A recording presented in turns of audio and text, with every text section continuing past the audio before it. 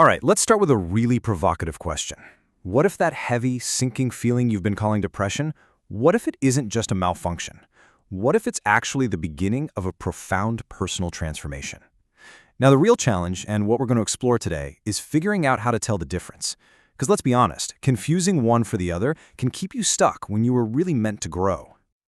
So let me ask you, does this sound familiar? You're going through the motions, right? You do your job, you smile at all the right people, but inside, you feel like a complete stranger in your own life. The stuff that used to light you up, now it just feels hollow. And there's this question that just echoes in your head. What is the point of all this? You know, this isn't just sadness. This is something much deeper, a real existential emptiness. This whole state of being, it can feel like a total collapse. It's this confusing darkness where you just completely lose your bearings. And it's so tricky because, some people might say, oh, you're awakening, while on the other hand, it looks and feels an awful lot like clinical depression. And look, before we even try to understand it, let's just be clear. These feelings are real and they are incredibly difficult. And when you really look at these feelings, they're so specific, aren't they? I mean, this goes way beyond just having a bad mood. It's this deep, deep numbness. This feeling that a really vital part of you has just gone dark. It's this profound sense of loss, but not of something outside of you. It's the loss of your own internal compass, your meaning, your identity, even your sense of control. Okay, but what if this collapse isn't a failure? This is where the psychologist Carl Jung comes in with this just really radical idea. He looked at this state and he didn't see a disease. He saw a powerful, meaningful message coming from the deepest part of you. He believed it wasn't some random breakdown. No, it was a purposeful shutdown. And this idea is captured so perfectly in this thought. It's like your psyche is basically saying, I can't keep pretending anymore. It's time to get real. It's this profound call for authenticity. It's that moment when your soul, your deeper self just says, nope, I can no longer keep up this mask you've been wearing, this life you've been living, because it is just not you. It's like an enforced timeout from your own life. So a really key part of Jung's thinking here is this concept he called libido. And no, he didn't just mean sexual energy. That's a common misconception. For Jung, libido was your total life force, your get up and go. And he suggested that in this state, your psyche literally pulls all that energy back from the outside world, from your job, your hobbies, your relationships, and turns it all inward. And you might ask, why would it do that? Well, because there's something inside, something in your unconscious that you've been ignoring for way too long, and it is demanding to be heard. Okay, so this brings us right to the crucial question.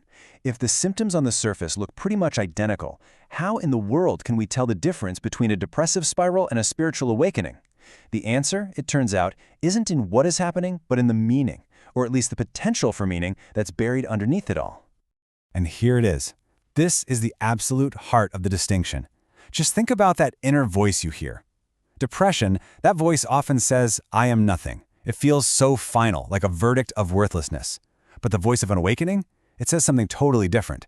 It says, I am no longer who I thought I was. See the difference? That's not an endpoint. That's the painful but necessary shedding of a false self. One is a void, the other is a doorway. And this difference totally shows up in how the experience feels, day in and day out. With depression, the pain can feel like you're stuck in this endless, pointless loop. It's like you're drowning and there's just no hope of rescue.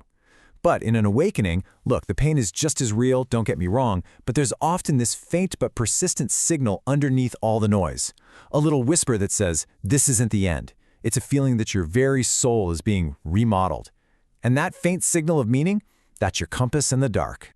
So, okay, if you even suspect there might be a deeper process at play here, how do you actually engage with it? The answer isn't what we usually do. It's not to fight harder or distract yourself more. The answer is to learn how to listen, to actually turn toward the darkness, but with curiosity instead of fear. And this gets us to Jung's whole fundamental approach. Just imagine for a second, what happens the moment you stop treating this inner state like an enemy you have to defeat, and instead, you start treating it like a messenger that actually has something important to say. Everything changes. The darkness stops being a prison, and it starts becoming a guide. So, what does this actually look like in practice?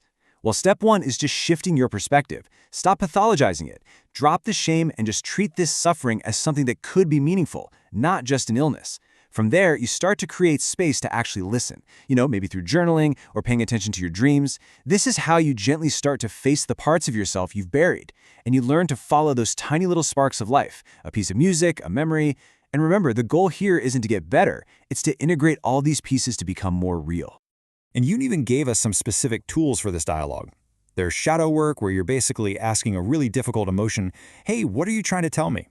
Then there's dream work, which is all about treating your dreams like nightly messages from your unconscious, like a map of your inner world. And active imagination, this one is cool. It's kind of like a conscious daydream, where you can actually dialogue with the images and feelings that come up and ask them, why are you here? What do you need? So after all this, where does this really difficult path actually lead? Well, I can tell you where it doesn't lead. It doesn't lead back to the person you were before all this started. That person, that version of you, is gone. Instead, this path leads to the birth of a more authentic, a more integrated, and a more whole version of yourself. Now, this whole journey actually has a name in Jungian psychology. It's called individuation. And really, all that means is the journey of becoming your true self, the person you were always meant to be. The focus shifts completely. It stops being about fixing a problem or trying to be perfect.